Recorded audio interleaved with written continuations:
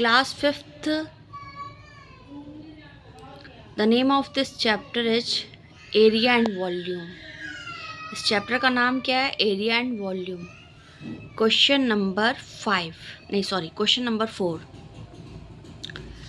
अभी तक मैंने आपको क्वेश्चन नंबर 3 तक पूरा सॉल्व करके बताया था। अब क्वेश्चन नंबर 4 देख लीजिए। How many stamps measuring 5 centimetre into 3 centimetre can be fit on a sheet of paper of size 20 centimetre into 15 centimetre. इसमें कहा गया है कितने स्टैम्प्स कागज़ की एक शीट में लगाए जा सकते हैं। अगर स्टैम्प्स की मेज़र कहें लंबाई तो 5 सेंटीमीटर है और चौड़ाई 3 सेंटीमीटर है, जबकि जो कागज़ की शीट है वो 20 सेंटीमीटर है, वो और लंबाई 20 सेंटीमीटर है और चौड़ाई 15 सेंटीमीटर। पहले इसको समझ लीजिए, ठीक है। मैं इसको प्रैक्टिकल वे में बताऊंगी ताकि आपके लिए बहुत आसान हो जाए। क्वेश्चन में क्या क्या, कितने स्टैम्प्स का मतलब क्या होता है? मोहर जानते हैं? पहले के टाइम में क्या होता था, हम लोग लिफाफे में लेटर सेंड करते थे, भेजते थे दूसरी जगह। जब लेटर सेंड करते थे तो ऊपर मोहर लगा दी जाती थी, राइट साइड में मोहर, और मोहर डाकघर से मिलती थी, वहाँ से हम लेकर के लगा देते थे, ठीक है। तो उसको बोलते स्टैम्प। शीट ऑफ पेपर, जैसे मान लो ये कागज़ का एक बड़ा सा शीट है, ठीक है। आपको मतलब कहा गया कितने स्टैम्प्स, मतलब इतनी शीट ऑफ पेपर है, इसमें कितने स्टैम्प्स, कितने मोहर लगेंगे, 1 2 3 4, कितने स्टैम्प्स लगेंगे। कागज़ की जो शीट है उसकी लंबाई इतनी और चौड़ाई इतनी है, और स्टैम्प्स का भी मेज़रमेंट बता दिया, लंबाई इतनी, चौड़ाई इतनी, तो कितने स्टैम्प्स मतलब इतने शीट ऑफ पेपर में लगेंगे, ठीक है। Now I am solving it, मैं इसको सॉल्व कर रही हूँ सवाल को। Look here now, what question you have given? Question number 4। Look here now, question number 4। Firstly आप एक काम करो, पहले आप एक काम करिए, का क्या पूछा गया, कितने स्टैम्प्स की ज़रूरत होगी अगर इसकी लेंथ 5 सेंटीमीटर और ब्रेड्थ 3 सेंटीमीटर है। पहले तो आप एक काम करो, ये शीट ऑफ पेपर का एरिया निकाल लीजिए, क्योंकि शीट ऑफ पेपर का एरिया ज़्यादा है। तो firstly you will note here, क्या लिखेंगे? पहले आप लिखोगे area of sheet of paper. मैं एरिया तो बता ही चुकी हूँ। The length and breadth of a rectangle is called area. अगर हम रेक्टेंगल की लंबाई या चौड़ाई की बात करें तो वो क्या कहलाता है? एरिया। तो area of a sheet of paper, ठीक है, लिखा। इसमें पहले लिखोगे लेंथ इंटू ब्रेड्थ। लेंथ कितनी है? ये देखो 20 सेंटीमीटर ज़्यादा है और 15 कम है, तो समझ जाइए, इंटू करके दिया है, इसका मतलब यहाँ पर एरिया पूछा गया है, क्योंकि ये लेंथ जो 20 सेंटीमीटर, ये 15 है। लेंथ ज़्यादा होती है पता है, और ब्रेड्थ कम होती है, तो लेंथ इंटू ब्रेड्थ लिखा। लेंथ में आप लिखोगे 20 centimetre, what will you note here, 20 centimetre into 15 centimetre, ठीक है। अब आपको 20 को 15 से मल्टीप्लाई करना है। 20 में कितने जीरो हैं? 1 जीरो है, तो पहले आप 1 जीरो नोट कर लो। ये 15 लिखा है, 15 का टेबल 2 टाइम पढ़ो, 15 2 जा 30, 300 हो गया। आप चाहे तो अपने मेथड से जैसे मल्टीप्लाई कर सकते हैं वैसे कर दीजिए। मैंने सिर्फ अगर 20 में 1 जीरो, तो आपने 1 जीरो उतार दिया। 15 का टेबल 2 टाइम पढ़ा तो 15 2 जा 30, 300 हो गया। सेंटीमीटर 2 बार लिखा है, जब 2 बार होते हैं तो हम क्या लिखते हैं? Square centimetre. क्या लिखेंगे? Square centimetre. अब क्या लिखोगे? Area of stamps. अब स्टैम्प्स का एरिया निकाल लो कितना है। क्या लिखोगे? एरिया ऑफ स्टैम्प्स मैंने बताया ना, मोहर का एरिया कितना है?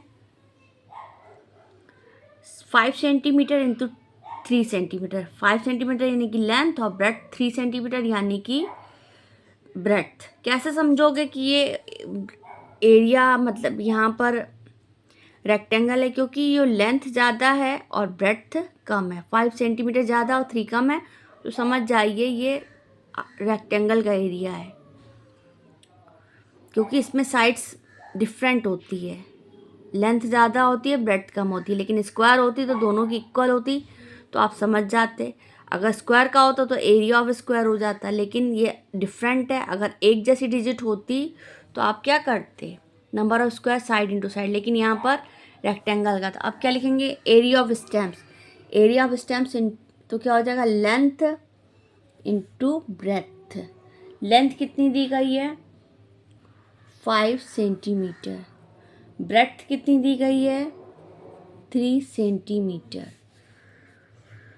5 3 जा 5 का टेबल 3 टाइम पढ़ो, 5 3 जा 15 सेंटीमीटर। सेंटीमीटर 2 बार दिया गया तो आप क्या लिखोगे, स्क्वायर सेंटीमीटर। हो गया। अब इसके बाद क्या करेंगे, क्वेश्चन में क्या पूछा है, हाउ मैनी स्टेम्स, कितने स्टेम्स लगेंगे अगर कागज़ का शीट की जो लंबाई और चौड़ाई इतनी है, तो बताइए स्टेम्स कितने लगेंगे अगर उसकी मेज़रमेंट इतनी है। तो अब देखो, अब दोबारा स्टेटमेंट क्या लिखोगे, नंबर ऑफ स्टेम्स, क्या लिखोगे, नंबर ऑफ स्टेम्स।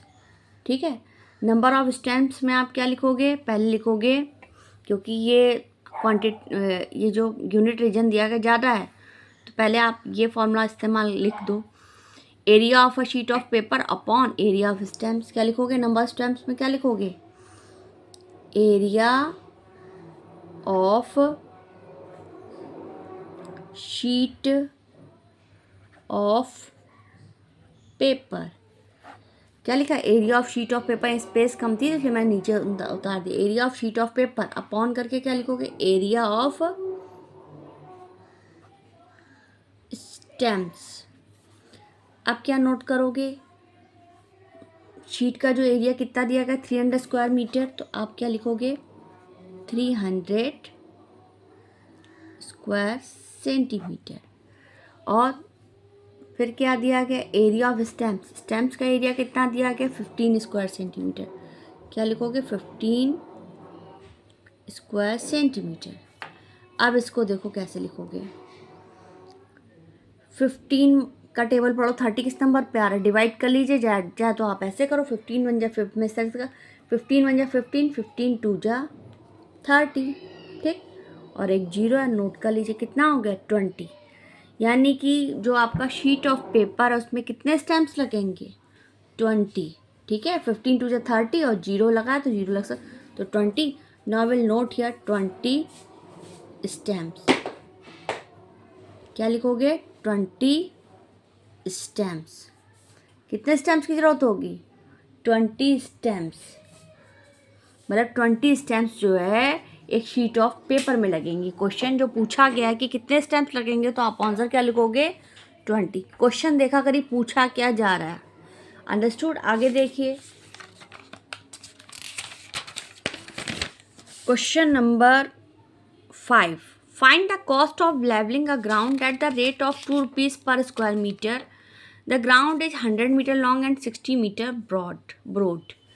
क्या लिखा है, एक ग्राउंड की कीमत बताइए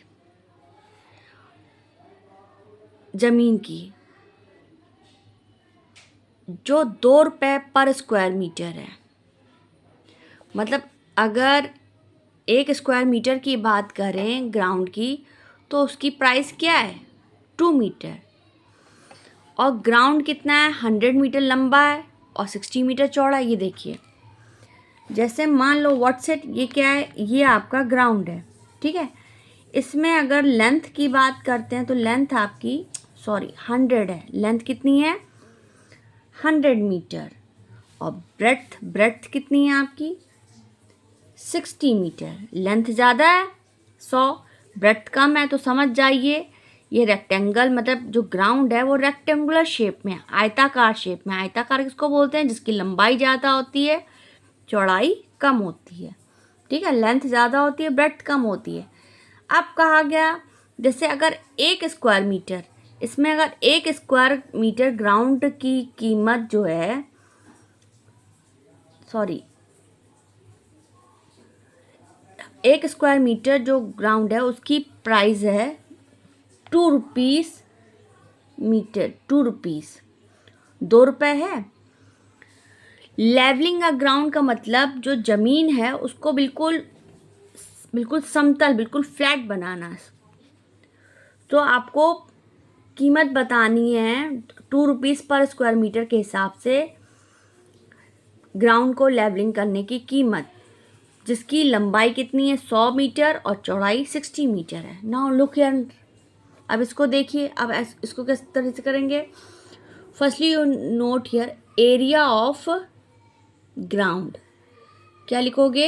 एरिया ऑफ ग्राउंड का पहले आप एरिया निकाल लोगे। एरिया ऑफ ग्राउंड, ग्राउंड का एरिया कितना है? Length into breadth, it means 100 metre into 60 metre, sorry हाँ 100 मीटर इंटू 60 मीटर। 100 में कितने जीरोज़ हैं? 2 zeros, then you will note here 2 zeros. 60 में कितने जीरो है? 1 zero, then you will note here 1 zero. 100 में 2 जीरो है तो हमने 2 जीरो नोट किए, 60 में 1 जीरो तो 1 जीरो नोट किए। 6 का टेबल 1 टाइम पढ़ेंगे तो 6 1 जा 6, क्या आएगा? 6 1 जा 6। मीटर मीटर 2 बार दिया गया है तो मुझे आपको पता है ना क्या नोट करेंगे? Square metre. Metre metre 2 times है तो क्या नोट करेंगे? Square metre. ठीक है, फिर दोबारा क्या लिखेंगे? Cost of levelling a ground. अब आपको कॉस्ट निकालनी है ग्राउंड को लेवल करने की। दोबारा क्या लिखोगे? पहले ये लिख दोगे cost of levelling a ground. कितने रुपए हैं? 2 रुपीज़ पर स्क्वायर मीटर। मतलब एक ग्राउंड को लेवल करने की कीमत कितनी है? 2 रुपीज़ पर स्क्वायर मीटर। ठीक है, अब आपको क्या निकालना है? 2 रुपीज़ पर स्क्वायर मीटर दी गई है। अब 6000 स्क्वायर मीटर को 2 से मल्टीप्लाई कर देंगे। क्या लिखेंगे? पहले आप लिखोगे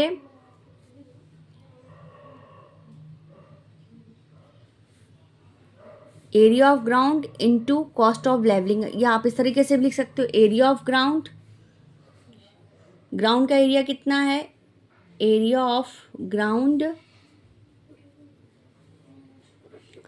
इनटू करके cost of levelling a ground, मतलब एक ग्राउंड को लेवल करने की कीमत, cost of levelling a ground. Area of ground का एरिया कितना है? 6000 स्क्वायर मीटर, तो then you will note here 6000 square metre. Cost कितनी है? 2 रुपीज़। कितनी है कीमत? 2 रुपये। 6000 को 2 से मल्टीप्लाई कर, यहाँ पर 3 जीरो हैं, then you will note here 3 zeros. यहाँ 2 लिखा है, 2 को 6 से मल्टीप्लाई किया तो कितना हुआ? 2 6 जा 12। और यहाँ रुपए दिया गया, रुपीज़ का कितने रुपए, मतलब आपको कीमत बतानी है तो यहाँ रुपीज़ का सिंबल लग जाएगा। तो 12,000 रुपीज़, 12,000 रुपीज़ लिख दोगे। क्या लिख दोगे?